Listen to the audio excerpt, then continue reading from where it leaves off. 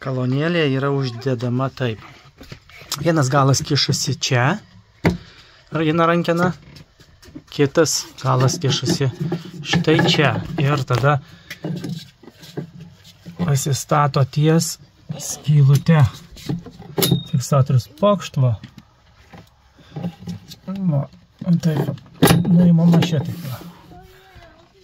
Įstumėm vieną galą, rankenos į čia, kitą prispaudžiame su šitu, taip, čiukšt ir viskas laikosi. Taip,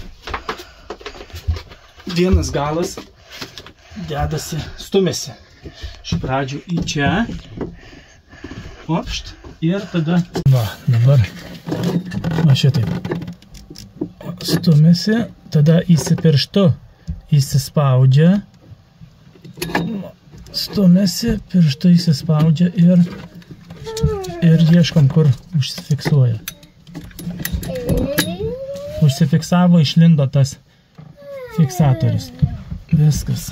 Stovi saugiai kolonėlė. Krovimas kolonėlės, čia yra dangtelis, čia kišasi laidas.